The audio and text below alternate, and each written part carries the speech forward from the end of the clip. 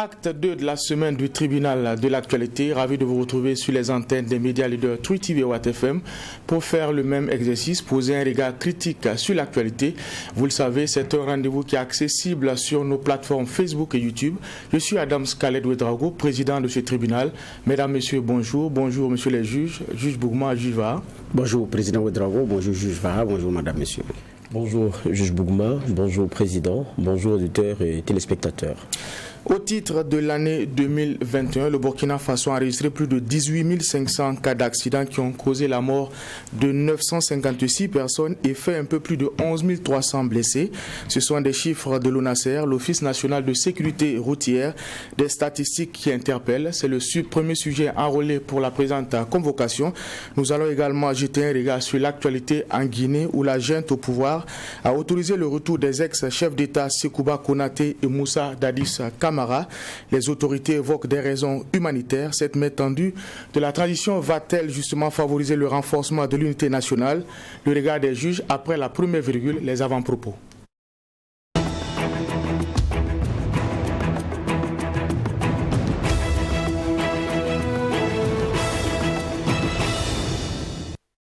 Messieurs les juges, vous avez la parole. Je commence avec juge Bougma. Qu'est-ce qui retient votre attention pour cette deuxième convocation de la semaine du tribunal de l'actualité?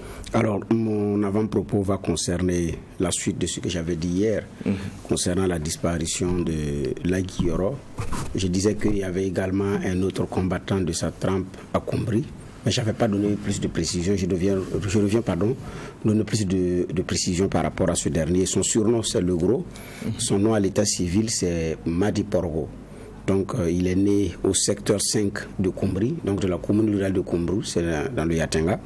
Donc, ce dernier a été tué dans l'attaque de la nuit du 4 au 5 janvier 2021, donc en début de cette année.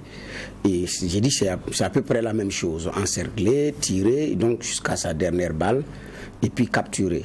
Et capturé, ils ont tout fait, ils n'ont pas pu, et c'est avec les véhicules qu'ils l'ont étouffé, et son corps aussi est resté intact.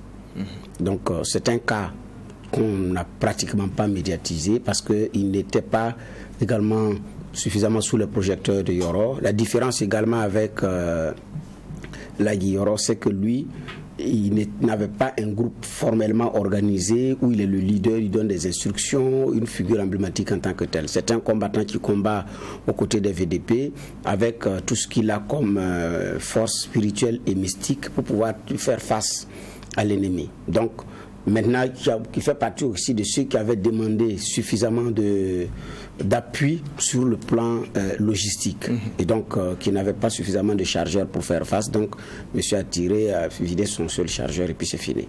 Donc, et c'est dans ces conditions également qu'il a été tué. J'ai dit bien, c'est dans la nuit du 4 au 5 janvier 2021 à Combri. Donc, et ces combattants-là, comme lui, comme Yoro et d'autres, il y en a qui sont toujours au Burkina, qui sont nombreux, qui se battent comme ils peuvent, qui ont besoin seulement de moyens. Donc une guerre également, c'est par des héros. Une guerre également, c'est par des hommes de valeur qui, à un moment donné, sortent du lot. Et quand vous prenez certains combats, vous voyez qu'effectivement, il y a des redoutables combattants dont les noms restent dans les annales.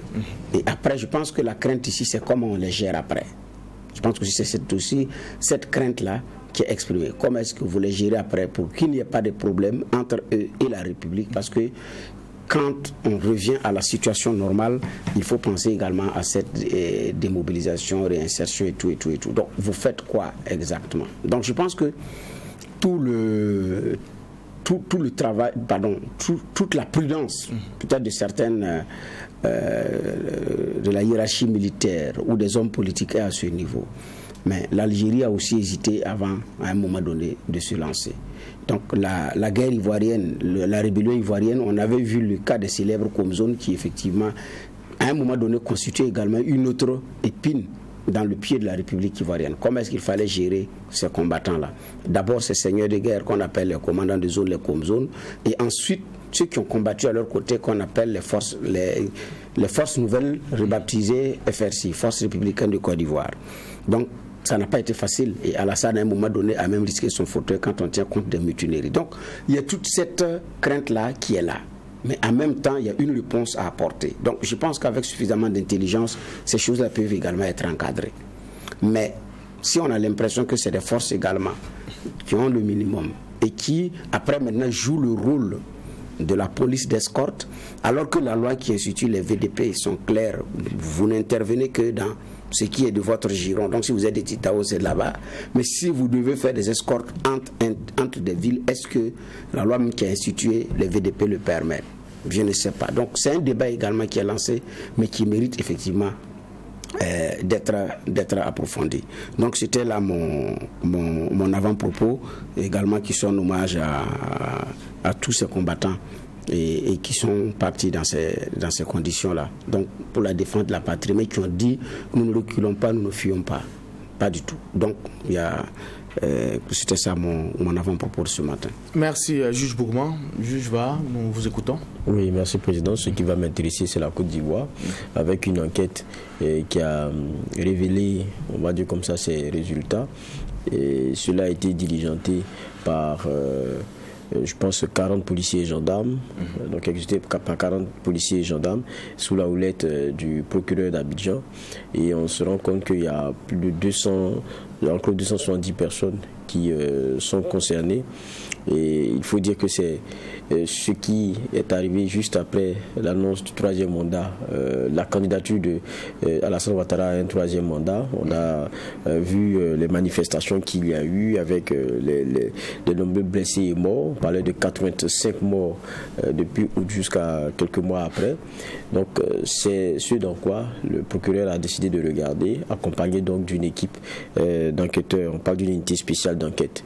Et ce qu'on retient déjà, c'est qu'il y a en gros 270 personnes qui peuvent être inquiétées et liées à ces dossiers-là à des degrés divers. Et cela va des manifestants simples qui ont été interpellés jusqu'à ceux qui ont lancé des appels. C'est-à-dire qu'il faut aller chercher dans certains noms connus comme Madame Yves Gbagbo ou l'ancien président Henri Konan Bédié et bien d'autres qui ont appelé à des manifestations, qui ont appelé à une désobéissance civile, qui ont lancé un certain nombre d'appels pour faire obstacle à cette volonté en son temps de Alassane Ouattara de rébelloter. Maintenant, ça intervient en même temps aussi à un moment où il y a un dialogue politique qui est en train d'être assis. Et bon, il y a le procureur qui assure que ça n'a rien à voir, mais on a comme l'impression aussi que c'est un levier de pression que le politique a aussi à côté dans ces discussions avec ces messieurs avec lesquels ils sont souvent à couteau tiré sur justement la vie de la nation.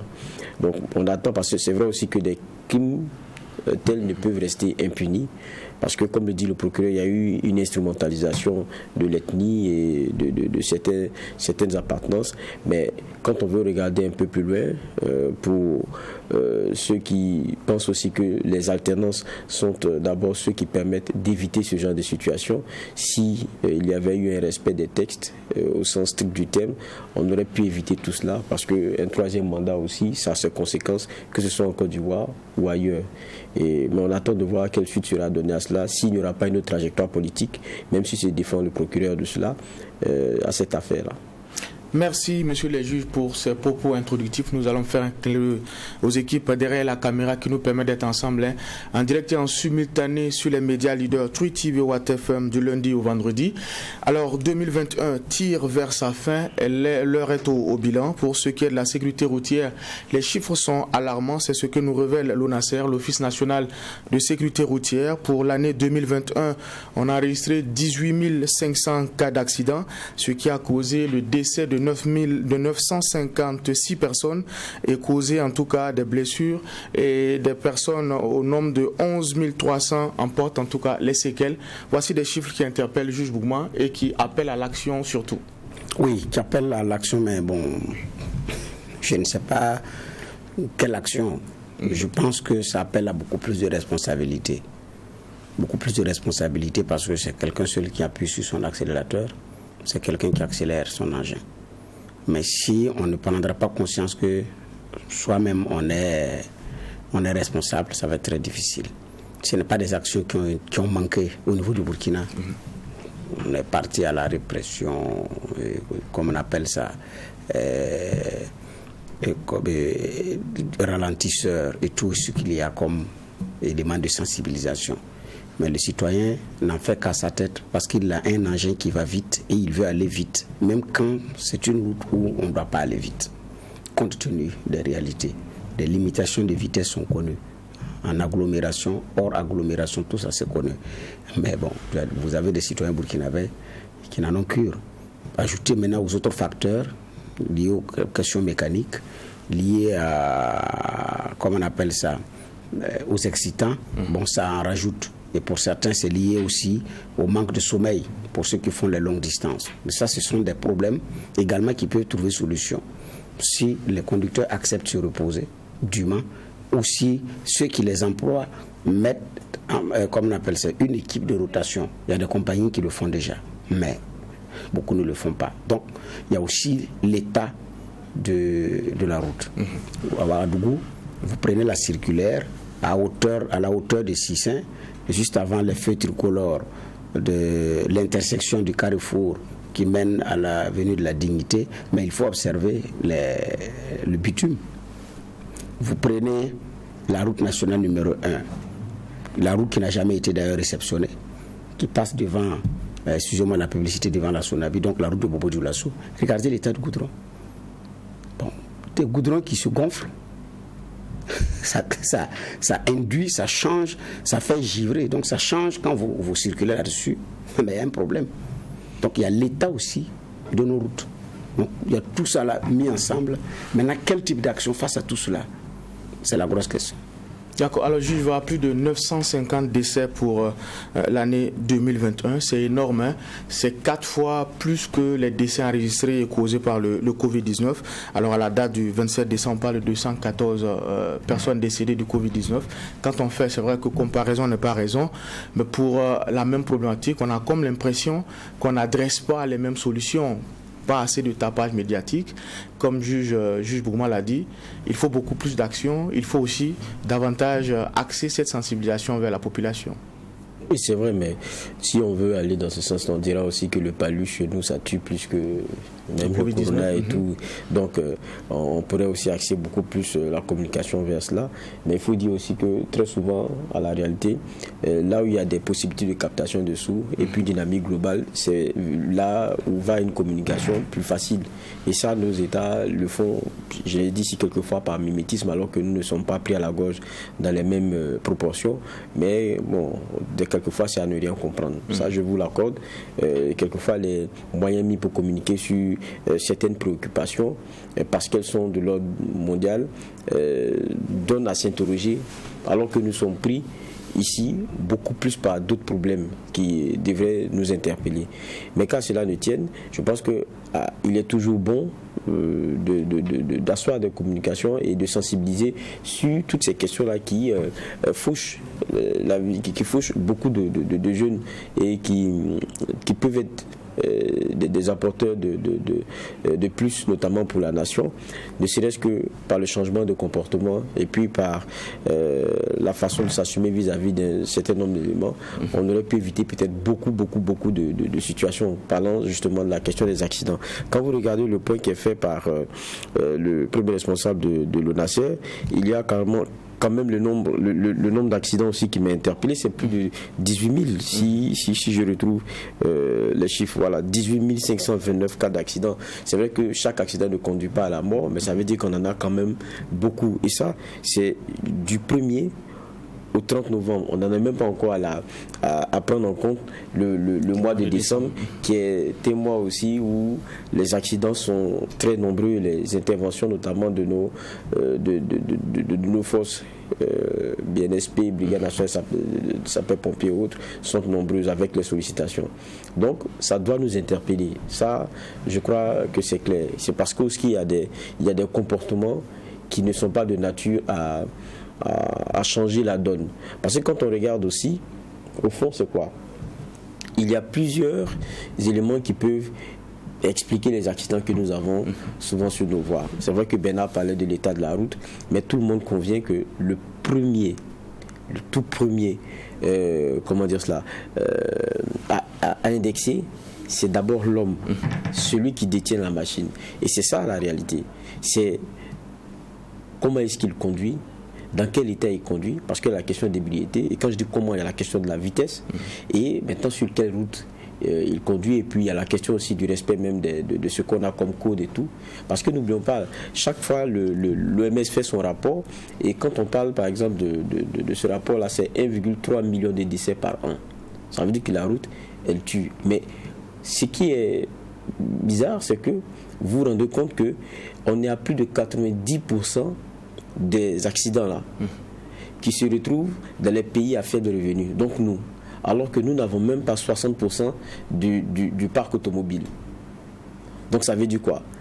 On a même pas la moitié, on a un peu plus de la moitié des véhicules qui roulent, qui sont en circulation dans le monde, mais c'est nous qui faisons 90% des accidents. Ça veut dire qu'il y a un problème. Il y a quelque chose à interroger. Il y a le comportement des gens sur les voies. Il y a, j'ai dit l'état des voies, mais il y a aussi notre capacité à prendre en charge les cas d'accident. Une chose est de pouvoir éviter des accidents, mais lorsqu'il y en a, c'est est-ce que vous avez aussi des plateaux techniques, je parle d'un point de vue médical, pour pouvoir sauver les vies. Il y a toutes ces questions aussi qui viennent par après. Maintenant, je pense qu'il faut souvent prévenir. Et c'est pour cela qu'il faut sensibiliser sur le comportement et le bon à avoir. Bernard parlait des jeunes qui boivent leur boisson dont le pourcentage est maintenant connu. Rarement vous en avez en dessous de 18%. Et après, il enfouit sa moto. Son premier geste, c'est lever la roue avant. Et le problème, c'est que ce qu'on oublie, c'est que les petits comportements qu'on a, moi je parle du petit jeune, mais il y a ce cadre aussi il y a ce cadre de société qui, en partance pour le travail, parce qu'il est très pris, il sait qu'il a plein de rendez-vous, n'attend pas d'arriver au bureau pour gérer son programme. La secrétaire qui appelle, il le regarde, ça doit être important, il décroche. C'est aussi irresponsable que le jeune qui a pris sa bouteille et qui est monté sur la moto. Je veux dire qu'à différents niveaux, il y a des comportements qui ne sont pas bien. Mais ça, qui dirait ici qu'il n'a jamais pris son téléphone dans sa voiture ou à un moment donné, parce qu'il attendait un coup de fil qui était très important et qu'il ne voulait pas rater. Et le problème, c'est ça. C'est bon de dire, bon, c'est faux. Mais souvent, c'est qu'on devient moins vigilant à certains moments. Alors que ça doit être des principes. C'est ça aussi le plus important. Et pour terminer, parce que c'est ma première prise de parole là-dessus, ne pensons pas que c'est ceux qui conduisent qui sont les victimes. Quand vous regardez le rapport de l'OMS, la plupart des victimes sont ceux qu'on appelle les vulnérables sur la route, c'est-à-dire les piétons, d'abord, les cyclistes et les motocyclistes. Ça veut dire que ceux que vous avez dans les véhicules, ce n'est pas eux les premiers hommes à risque. Donc ça veut dire qu'il faut faire attention. Il faut vraiment faire attention pour nous, mais aussi pour les autres. D'accord. Alors, juge Bougon, c'est vrai que va rappeler quelque chose d'assez important, c'est l'action de l'homme. Et quand on regarde un peu les statistiques de l'ONASER, on estime que 60% des accidents est lié à l'action de l'homme, à nos comportements sur les routes. Il y a le travail qui est fait par le ministère des Transports à travers ses services déconcentrés. On a cité tantôt l'ONASER, mais on a longtemps sensibilisé. Est-ce qu'après la carotte, il ne faut pas utiliser le bâton? Oui, mais en fait, dans notre contexte même, c'est très difficile. C'est très difficile par rapport, excusez-moi, au mécanisme de contrôle. Alors, sur l'axe Bobo-Ouagabobo, quand vous dépassez Kokolo à hauteur de Sakoinsé, il y avait une équipe mobile, donc de radar mobile. Il y a très longtemps, je ne les ai plus vus. Donc, vous devez demander, on dit qu'il y a un problème de moyens. À Ouagadougou, il y avait aussi les équipes mobiles de radar. On n'en voit plus. Mais ça crée même plus de problèmes parce que le citoyen fautif ne veut même pas accepter que lui, il n'était pas en vitesse réglementaire, Il va accuser la machine, c'est pas vrai, moi j'ai regardé mon compteur, j'étais à ceci. Parce que même quand il ne respecte pas le feu rouge, on le prend, il dit non, c'est faux. Soit lui il est passé à l'orange, ou quand lui est passé, en tout cas, il n'est pas prêt à accepter, même quand c'est en flagrant par rapport au feu rouge. Donc déjà, l'attitude du citoyen ne facilite pas les choses. Ça, c'est au niveau citoyen. Deuxièmement, vous avez l'ONASER. Donc avec peu de moyens, mais aussi qu'il y avait beaucoup de palabres à l'intérieur. Parce que apparemment il y a une grosse manne là-bas. Donc des bagarres pour se faire affecter là-bas, des bagarres pour être dans l'émission, et des bagarres pour dire si c'est le contrôle routier, d'abord c'est nous, c'est pas vous, c'est notre boulot. Donc il y avait déjà une bagarre de corporation. Donc il y avait plusieurs niveaux de bagarre déjà à l'ONASER, ce qui ne facilite pas les choses. Donc à un moment donné, comment est-ce qu'effectivement on s'en sort? Comment est-ce qu'on fait? C'est d'abord la responsabilisation du citoyen. Beaucoup ne connaissent même pas le code de la route. Parce qu'au Burkina, quand vous commencez à aller à l'auto-école, c'est que vous voulez payer une voiture. Ou une promesse de voiture. Se lever, aller faire l'auto-école pour maîtriser le code de la route pour soi, non. Ou on fait le permis, on met des projections, d'ici là ça va venir, mais en tout cas, ce n'est pas fait pour faire. Ils sont rares. Il y en a qui l'ont fait à l'université parce que c'était moins cher, qui ont eu des faveurs, qui l'ont fait, oui. Mais vraiment, après, il y a d'autres également, bon, ils disent de toute façon, moi, c'est qu'il y a une voiture qui va venir. Mais ils ne sont pas nombreux. Elles ne sont pas nombreuses, ces personnes-là. Conséquence, la grande masse ne connaît même pas le code de la route. Elle ne sait pas lire les panneaux. Comment on appelle ça? L'interdiction de les 50 km là, en agglomération, il ne connaît pas. Quand il va le panneau, il ne sait même pas ce que ça veut dire. Donc il y a une grande méconnaissance déjà du code de la route. Donc quand monsieur enfourche son engin, pourvu que la voie soit suffisamment dégagée, il faut aller. Il est à 80, 100 en ville. Il n'y a personne pour l'arrêter. Parce que nous n'avons pas de caméras de surveillance qui l'attend au prochain carrefour. Nous n'avons pas de route qui facilite la tâche ailleurs. La police enfourche son engin et effectivement vous fait serrer. Ici, l'état de nos routes ne le permet pas. Et quand la police, à un moment donné, a eu le courage de pouvoir pourchasser certains, et les mêmes citoyens qui disent pourquoi vous le pourchassez, parce que vous allez créer d'autres problèmes, même quand il y a un problème qui n'est pas créé, on dit, et si? Ça, c'est toujours le citoyen. Donc, l'autre comment on appelle ça, explication, c'est qu'effectivement, même au niveau des automobilistes, on n'a pas ce contrôle-là qui permet d'attendre monsieur ou madame à sa prochaine visite technique, où on lui ressort les vidéos à telle date, à telle heure précisément, vous avez à tel carrefour, vous n'avez pas respecté le feu tricolore. Et on vous montre preuve à l'appui, c'est votre plaque d'immatriculation, c'est vous qui êtes là. Vous ne pouvez pas contester. Nous, on n'a pas encore atteint ce niveau-là. Donc, le mécanisme de contrôle, il est défaillant. On n'est pas dit insuffisant. Conséquence, donc on a des citoyens qui ne connaissent pas le code de la route, qui sont livrés à eux-mêmes. Les jeunes, la plus grosse proportion, Geoffroy en parlait, qui prend son alcool, qui enfourche sa moto. Il y en a même qui tient la canette d'une main et, comment on appelle ça, le guidon de l'autre main. On voit souvent ça en circulation. Et il boit, il continue sa route. Donc, lui-même, il ne connaît pas le code de la route parce qu'il n'a trouvé personne pour lui enseigner le code de la route. J'ai eu la chance, ou peut-être pas la chance, de n'avoir pas commencé le primaire en ville, dans un vrai hameau de culture, au sens premier du terme. Il fallait attendre seulement les vendredis pour voir un véhicule Peugeot bâché, très ancien, pas en bon état, pour pouvoir transporter des gens. C'était notre champ de voir un véhicule. C'était tous les marchés de vendredi. Il n'y en avait pas. Vous ne pouvez pas voir ça. Ça ne vient pas. La route n'est pas praticable. Donc c'est le jour de marché de vendredi et le dimanche que vous pouvez voir ça. Et donc c'est 2 fois par semaine. Et ça, c'est si le dimanche vous partez, vous avez la chance d'aller au village, puisque vous êtes en brousse. Vous ne partez pas au village. Mais où je vais en venir? Mais dans ces conditions, moi j'ai connu ce que c'est qu'un panneau publicitaire, un panneau, on appelle ça, un feu tricolore. J'ai connu ce qu'on appelle la chaussée, la piste cyclable, la plaque blanche, comment est-ce qu'il faut traverser, à quel moment est-ce qu'il faut traverser, la dénomination des carrefours, sans l'avoir vu physiquement, moi. Parce que c'était intégré dans le système éducatif.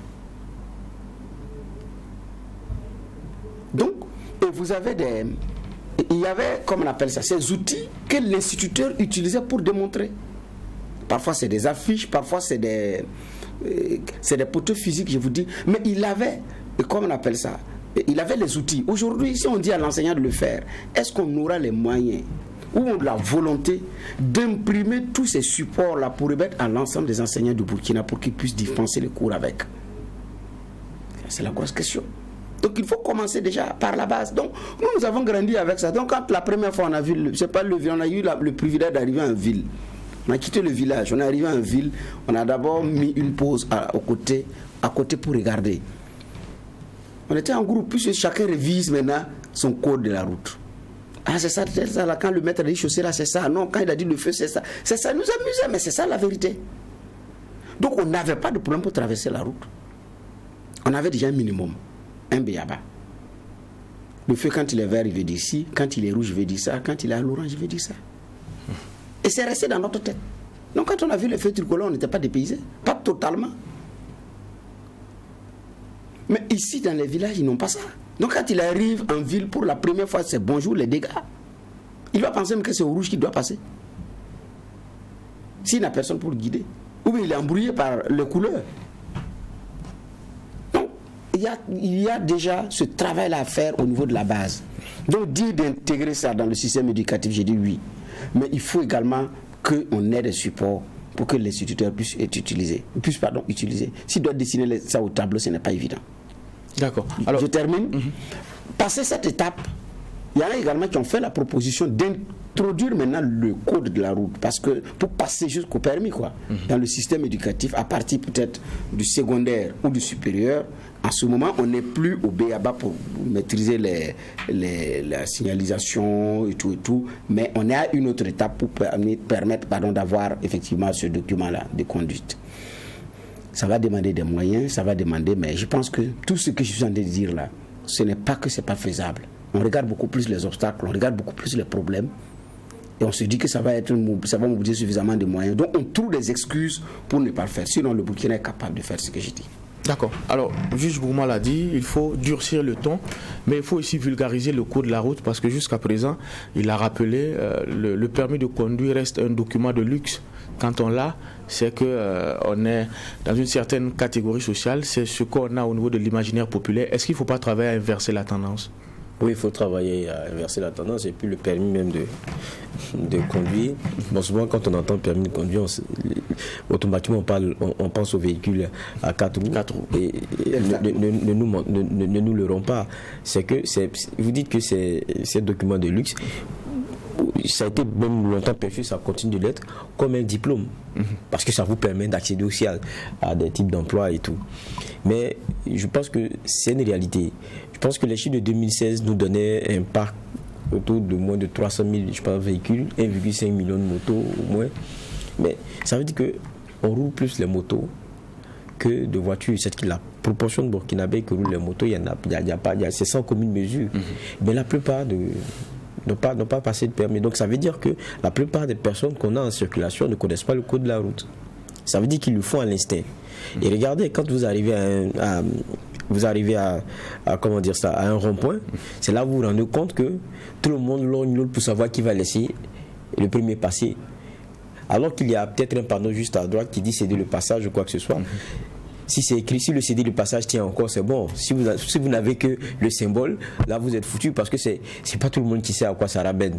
Donc c'est clair que si vous avez dans votre circulation la majeure partie des personnes qui ne savent pas quel est le langage pour pouvoir conduire, laisser le passage, le céder, s'engager et autres, ça devient un véritable capharnaüm. C'est ce dans quoi on est sur nos voies aujourd'hui. Maintenant, à cela, il faut conjuguer l'imprudence des uns et des autres et les comportements à se mettre en danger et à mettre les autres en danger.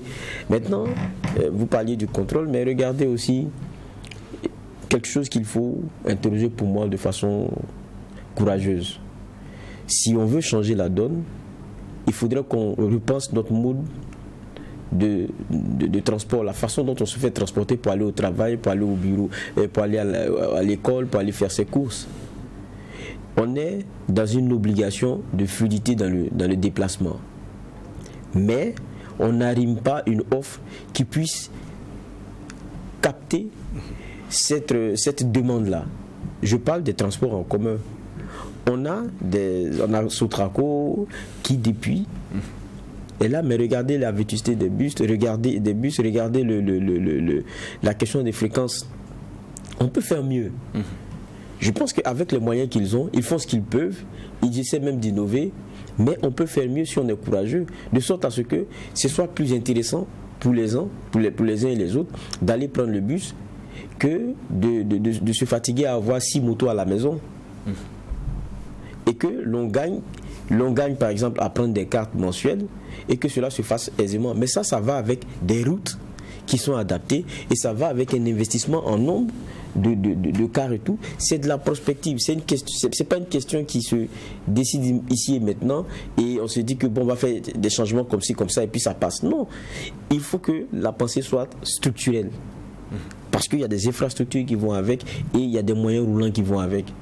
Mais ça doit participer d'un grand plan, d'une façon de voir. Ouagadougou est en train de devenir petit pour tout le monde. Regardez les voies dont on parle, même si c'est ces mêmes voies-là qu'on va faire passer du bus et les véhicules que nous avons ainsi que les motos, ça sera toujours compliqué, on sera toujours dans la même donne.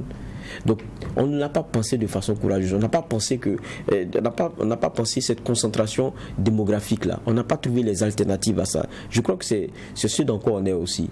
Et la plupart des villes qui ont pu juguler aussi ces problèmes d'accidents-là, c'est celles qui ont bien réfléchi leur modèle de transport en commun. C'est les moyens les plus sûrs. J'ai dit quand c'est bien pensé. Parce que même quand vous êtes en circulation aujourd'hui à Ouagadougou, je pense que quand vous voyez le bus vers l'avenir loin, derrière vous, vous n'êtes pas fou, vous vous dégagez parce qu'ils ont leur façon de conduire aussi ceux-là. Donc je veux dire que je suis en train de parler des modèles qui sont ceux connus, bien ficelés, bien calibrés. Mais ça va avec une volonté bien construite derrière, avec une vision bien faite. Et comme ça, vous verrez que le Ouagalais lui-même, petit à petit, je parle du Ouagalais parce que je parle des villes où il y a une forte densité de population, petit à petit, vous les verrez laisser les motos à la maison parce qu'ils trouvent des moyens plus faciles, moins coûteux et plus rapides d'aller au bureau. Et ça, c'est une solution sur laquelle on devrait travailler. Deuxième élément, on parle de comportement et tout. On parle de la question des règles à respecter. On ne respecte pas beaucoup de choses chez nous. Tout est arrangement. J'ai parlé de transport en commun tout à l'heure. Ceux privés, quand vous voyez les taxis qui roulent sur nos voies, on va parler des particuliers, on fait des contrôles et tout. Mais regardez même les taxis qui passent devant le même barrage que vous. Son phare, s'il n'existe que de nom, parce qu'il n'y a que la cavité où on a prévu de mettre le phare là. C'est ça qui existe, sinon le phare même n'existe plus. Mais il passe. Vous regardez le véhicule, même vous vous demandez, mais est-ce qu'on mérite ça? Mais vous êtes obligé d'aller. Pour ceux qui doivent rejoindre le marché, ils sont obligés d'y aller parce qu'il n'y a pas d'offre plus intéressante pour eux. Mais ça passe devant les mêmes services de contrôle. Donc ça veut dire que sur nos voies, on permet qu'il y ait des véhicules qui ne respectent rien. Peut-être même que le frein ne tient plus vraiment bien. La nuit, à l'éclairage, le gars, c'est à qui Dieu peut. Et on est comme ça sur nos voies. Ça ne peut pas fonctionner. Et même qu'on prend le cas de nos forces souvent, qu'est-ce qu'elles font? Au lieu qu'on soit dans du dissuasif, on est dans des guet-apens, on dirait. Le gars il cherche un angle mort et dès que vous passez le feu, pop, le gars il sort. Parce que qu'est-ce qu'il veut? C'est constater l'infraction et puis négocier avec vous, prendre sa chose et puis mettre dans la poche. Ça aussi, c'est pas des comportements. Je veux dire, il faut qu'on repense. Il y a beaucoup d'explications à donner à ces accidents que nous avons. Mais je dis le premier, c'est d'abord celui qui tient l'engin, l'état dans lequel il roule, l'état d'esprit dans lequel il est, ce qu'il connaît du code de la route, parce que c'est le protocole qui nous permet tous de pouvoir circuler ensemble.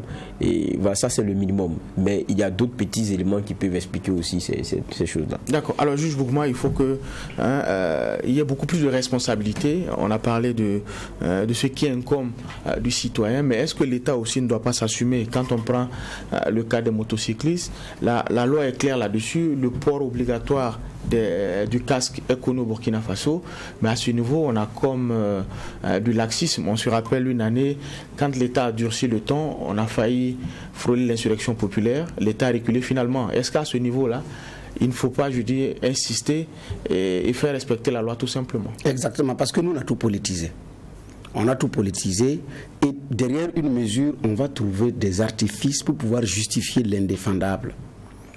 Et puis transformer ça en une raison de combat et en une raison d'insurrection, on pourrait prendre les termes comme on appelle ça, dont vous venez d'utiliser. Effectivement, on a vu ça, qu'on est contre le port du casque. Ça avait été dit que c'est Simon Compaoré avec une entreprise de la place qui s'était entendu pour commander des casques et que les casques étaient dans des bateaux en train de venir. Donc il fallait rendre le port du casque obligatoire pour que les gens puissent payer le casque parce que ces messieurs-là avaient besoin d'argent pour mettre dans leur poche. Ça a très bien marché. Et des gens ont marché pour ça, ont soutenu, ils sont sortis pour ça et il y a eu beaucoup de mouvements pour ça. Pas de casque. On n'en veut pas. Il n'est pas question. Celui qui a pris la mesure, il n'a plus besoin de casque. Il est protégé, il est dans un véhicule, dans une voiture, avec d'ailleurs de la sécurité humaine qui veille sur lui parce qu'il a une autorité. C'est lui qui a pris la mesure. Et ils étaient nombreux, ces personnes étaient nombreuses dans la chaîne qui n'avaient pas besoin de porter de casque. C'est leurs enfants, peut-être, mais pas eux. Et parmi eux, certains enfants n'avaient même pas besoin parce que d'autres n'étaient même pas là. Et puis voilà. C'est dit, c'est pas pour dédouaner, mais il y a des niveaux de conscience qu'il faut avoir. Est-ce que dans la mesure qui est annoncée, ça m'arrange ou ça ne m'arrange pas? Ce qui est curieux, c'est que nous sommes un des pays au monde où il y a beaucoup plus d'engins à 2 roues. Nous occupons les premières places au monde pour les engins à 2 roues. Mais paradoxalement, ce sont les pays qui ont moins de 2 roues là, qui sont plus rigoureux avec le casque que nous. Vous prenez le Bénin, vous prenez la Côte d'Ivoire, en hors agglomération, il ne vous viendra pas l'idée de circuler sans casque. Au Bénin, même ceux qui font le taxi moto aujourd'hui, c'est devenu obligatoire. Il a toujours un deuxième casque pour le client. Sinon, ça ne marche pas. Pour la Côte d'Ivoire, peut-être que maintenant la loi a été revue, mais en agglomération, vous pouvez circuler sans casque. C'était permis parce que la vitesse est réglementée, il y a une limitation de vitesse, donc bon voilà. Mais hors agglomération, il ne faut même pas rêver. Mais curieusement, chez nous, le citoyen trouve des excuses jusqu'à accuser l'autorité qui a pris la mesure pour ne pas porter le casque et en faire un problème et sortir cassé pour ça. Nous sommes honnêtes. Le Burkina est paradoxal. Comment est-ce qu'il faut négocier avec quelqu'un pour qu'il se protège? Il faut négocier avec lui. Et puis, on a laissé tomber. Mais ça, je dis, il y a une part de responsabilité également de l'autorité. Il fallait revenir là-dessus. Faire comprendre que c'est très important. Parce que le port du casque, ce n'est pas d'abord parce que vous allez tomber. Ce n'est d'abord pas ça. Il y a l'effet du vent, de la poussière sur les yeux. Et même sur, comme on appelle ça, le cerveau, sur le sinus. Il y en a qui ont piqué des sinusites dans cette affaire-là. Parce que le froid intense, de décembre à février, vous a fouetté chaque jour parce que vous quittez Pissi pour venir au LTO. Donc vous traversez toute la ville. Ou bien vous quittez Saba pour aller, comment on appelle ça, au lycée Zenda. Donc vous traversez la ville avec tout ce vent-là. Ou bien vous quittez Nagrin pour venir à l'école au centre-ville. Ou pour venir travailler au centre-ville. Sans casque. Pas de bonnet. Il y en a qui ne portent même pas de lunettes. Je ne parle pas de cache-nez. Et le vent vous fouette. Tous ces dégâts-là, un matin, l'organisme dit: ah, mon ami, tu m'as trop exposé, j'ai des problèmes. Et bonjour les dégâts. Il faut dépenser chèrement pour se soigner. Les uns et les autres pensent que c'est seulement quand il faut, c'est pour tomber, protéger la tête. Ce n'est d'abord pas ça. Et puis les casques qu'on a ici, là, c'est du plastique. Hein. Ce n'est pas forcément ça d'abord. Les vrais casques ont un autre coût et une autre qualité. Les porteurs de casques savent. Et quand je vois les publicités des vendeurs d'engins à 2 roues qui disent, comme on appelle ça, pour toute moto acheter une casque offerte, c'est faux. C'est un abus, pour ne pas dire un mensonge publicitaire. Comment on appelle ça, la moto sort avec le casque. Donc vous ne faites pas, c'est comme s'ils donnent ça cadeau. Non, ce n'est pas cadeau, ça sort, c'est un ensemble. Et pour certains types d'engins, il y a une combinaison qui sort avec la moto. Mais nos importateurs, soit ils viennent avec la combinaison, ou ils ne viennent même pas avec. Ou il revend. Il y en a qui revendent les casques parce que le citoyen même, il ne veut même pas le casque. Quand il prend la moto, il ne demande même pas d'après le casque. Le commerçant, il prend même ce casque et il revend. Il y a plein de casques qui ne sont même pas utilisés parce que les citoyens ne demandent pas. À un moment donné, les casques ne s'achetaient pas. Vous arrivez, le magasin est plein de casques. C'est plein de casques parce que personne n'en veut. Quand il paye la moto, vous lui dites qu'il va faire quoi avec ça. Il dit, il faut garder, moi je ne fais pas ça. Il dépose et puis il s'en va. Donc, mais j'ai dit, il y a des types d'engins qui sont vendus, commercialisés à Ouagadougou, normalement qui doivent venir avec une combinaison, c'est-à-dire une tenue. Vous ne pouvez pas enfourcher l'engin sans porter la combinaison. Vous regardez ailleurs, ceux qui sortent avec les grosses motos, ils portent la combinaison, ils mettent le casque. Il y a des chaussures qui vont avec. Il y a tout un effet d'habillement qui va avec pour te protéger. Mais ici, on n'en a même pas besoin. Ah, il y en a, ça rien là. Amour, c'est des trucs de blanc, c'est des trucs de... Toi aussi, arrête. Casque, pourquoi? Pour tu vas où? Et puis Dieu est là pour te protéger. On invoque Dieu dans ça. Alors que c'est le même Dieu qui a inspiré la conception du casque. S'il a inspiré la conception du casque, mon ami, il faut porter le casque. Ce n'est pas une affaire de Dieu va te protéger. Le moyen de protection, là, Dieu l'a inspiré à quelqu'un, il l'a créé, déposé. Donc il ne faut pas accuser Dieu, c'est faux. Il tombe et puis après il dit, quel diable? Et puis c'est des accusations faciles. Vous accusez le diable de façon injuste. D'après sur les Facebook de jours là, le diable m'a étonné. Non, il n'a rien à voir. Vous avez refusé de vous protéger, vous êtes allé tomber, et puis vous accusez, vous faites la vitesse, vous tombez, puis c'est le diable qui a accéléré la moto. Non, non. La limitation de vitesse, c'est connu, votre compteur reconnaît. Non, il ne faut pas accuser quelqu'un. Donc, il y a la responsabilité du citoyen, mais je pense aussi qu'il y a des leaders à un moment donné qui doivent bander les muscles. Donner l'exemple. Calibrer même les motos qui rentrent. Des enfants de 16, 17 ans, avec des motos, comme on appelle ça, donc de gros cylindrés, qui n'habitent qu'à une dizaine de kilomètres, parfois moins de l'école. Pourquoi après l'école, il n'irait pas dans les grandes routes là pour faire l'accès, pour accélérer la moto? Parce que la moto, il ne la sent que quand elle est à 150 à l'heure. Alors que de chez lui, là, à l'école, là, il n'a même pas 10 minutes. C'est quand est-ce qu'il va tenter la moto? Mais il va trouver le moyen pour aller tenter ça ailleurs. Mais il y a des pays qui réglementent, qui pour les cylindrés, qui limitent jusqu'à l'âge. Mais nous, on est entré dans du allons seulement.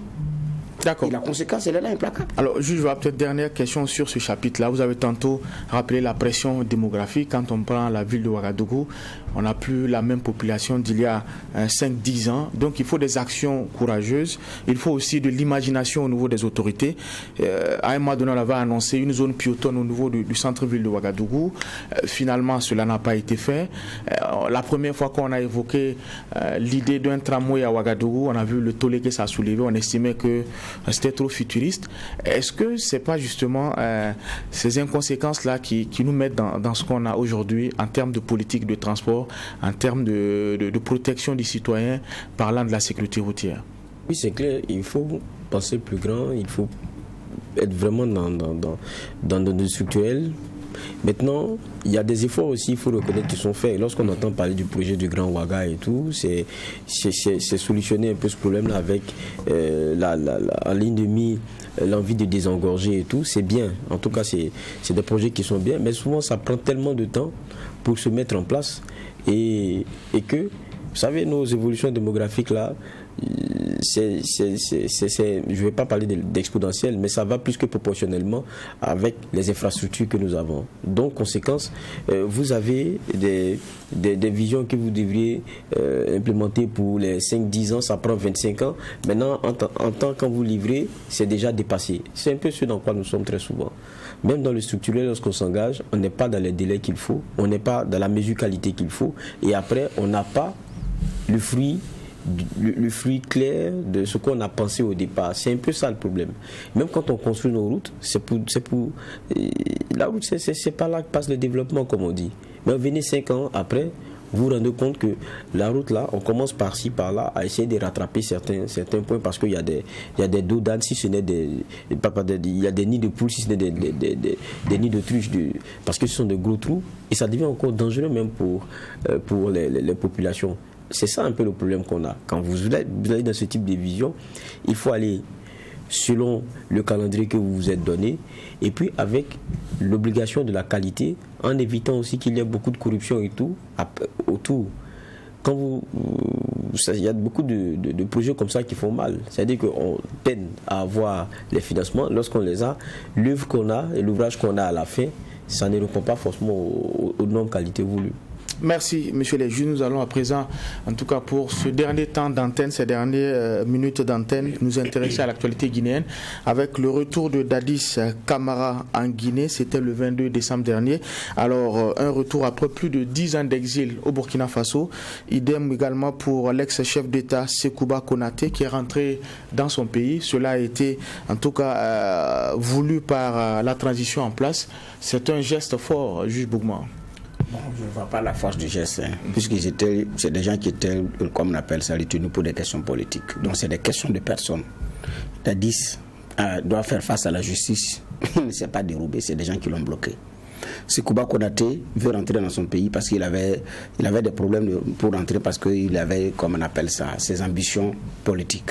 Donc il y a quelqu'un qui voyait ça d'un mauvais œil. Donc les deux ont été bloqués pour des motifs politiques. Dadis devait également rentrer à un moment donné parce qu'il voulait également faire valoir ses droits à la présidence. Il veut être président. Donc il a le droit aussi de rêver, le droit de vouloir être président de la Guinée. Donc il a été bloqué pour ça. Il a même tenté cette alliance-là et ça n'a pas marché.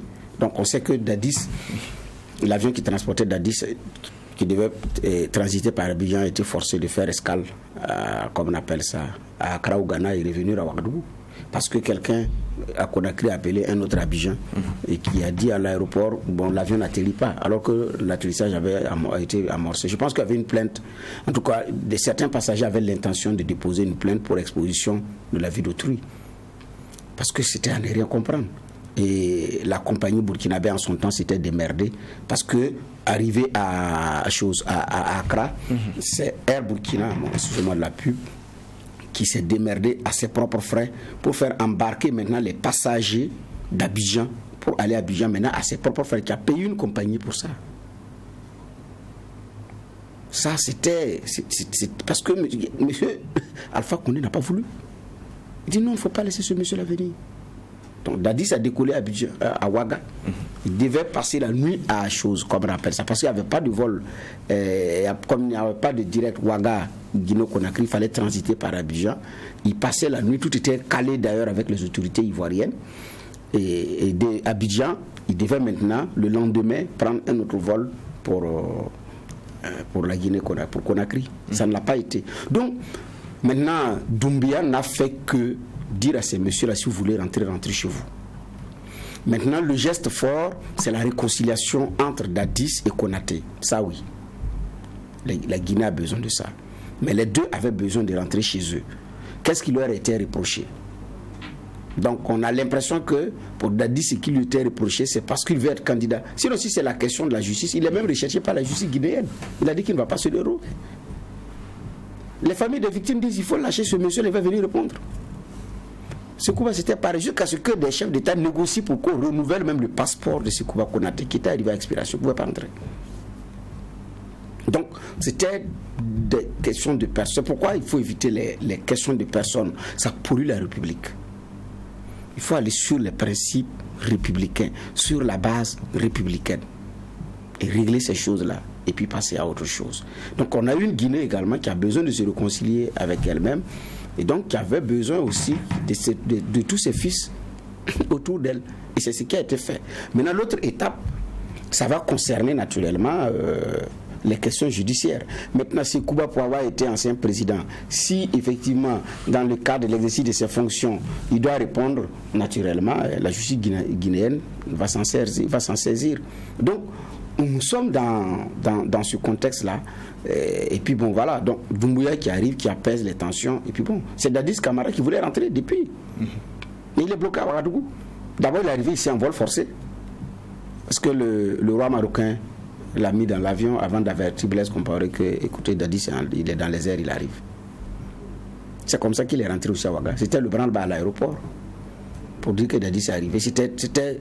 En fait, ça a surpris tout le monde. Donc Ouagadougou s'est débrouillé, et puis bon, et puis le loger dans une villa qu'un de ses prédécesseurs guinéens également occupé en son temps. Donc, comment on appelle ça? Qu'est-ce qu'on veut? Vous bloquez quelqu'un ici, la justice de son pays le recherche, il a ses propres ambitions, et puis il est bloqué là pour des questions politiques, des questions de personnes, parce qu'il faut plaire à quelqu'un. Depuis l'époque Blaise Compaoré, jusqu'au président Roch Kaboré, il n'a pas pu rentrer. Pendant la transition. Et quand la transition burkinabé est arrivée, c'était pour beaucoup une aubaine. Et c'est pendant la transition que Dadis est allé dire au revoir en bonne et due forme à Mba Michel. Il a fait ses adieux au Burkina, dire merci pour l'hospitalité, et puis il a pris son vol. Mais il va revenir. Il est revenu. Et même les autorités de la transition burkinabé n'ont pas pu faire qu'il reparte. Roch Kaboré arrive, c'est pareil. Donc aujourd'hui, la donne a changé, il a pu rentrer. Donc maintenant, le reste, c'est des dossiers qu'il attend. Et puis bon, il y a un autre maintenant qu'il faut voir, Toumba. Toumba Diakité qui a d'ailleurs loupé à ce qu'on dit Dadis Camara, donc il fait partie de ceux qui sont sérieusement accablés dans le massacre du stade du 28 septembre. Donc on attendra de voir comment est-ce que tout cela va évoluer. Mais de mon point de vue, c'était beaucoup plus de questions de personnes qui faisaient que ces deux-là n'arrivaient pas à rentrer. D'accord. Alors, un retour des exilés politiques qui ouvre également la voie à la réconciliation nationale. Dadis Camara l'a dit, il est prêt à faire face à la justice dans ce qu'on pourrait appeler l'affaire du stade du 28 septembre. Évidemment, stade du 28 septembre, et puis on sait que quand même c'est depuis 2009. Quand vous regardez, dès 2010, déjà, il y a eu, même je pense au niveau de la CPI, une enquête préliminaire. Il y a eu des inculpations au niveau même de la Guinée. Depuis, je pense, 2010, c'était 13 personnes, dont Dadis Camara. Et puis, il y avait plus de 360 Guinéens qui se sont portés partie civile dans cette affaire, où il y a eu quand même 150 morts, plus de 109 femmes violées. C'est vraiment pas rien. Et il faut qu'il y ait vérité dans cette affaire. Il faut qu'on sache qui est responsable de quoi.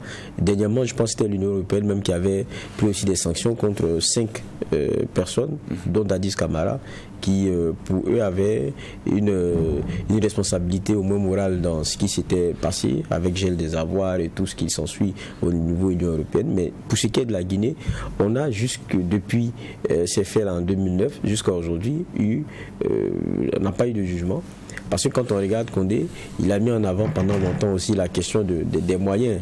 La justice a mis la question des moyens pour pouvoir tenir cette affaire qui disait la justice est quand même dans une certaine dimension de l'ordre de ce pourquoi il faudrait faire un certain investissement pour qu'il puisse être à l'aise pour travailler et pour pouvoir élaguer l'affaire. Il parlait de près de 7 millions d'euros, ça fait un peu plus de 3 milliards de francs CFA. Je pense que la France et les États-Unis s'étaient engagés à pouvoir apporter leur aide, mais ça a toujours piétiné et les parents des victimes ont toujours demandé justice et ont toujours attendu que les choses se fassent. Et ce qui est intéressant aussi, c'est que Dadis Camara, qui est aussi l'une des personnes centrales inquiétées dans l'affaire, n'a jamais dénié le fait que il est prêt à venir devant la justice et répondre si d'aventure il est responsable que ce qui se passe se fasse, et s'il n'a rien à y voir, qu'il circule.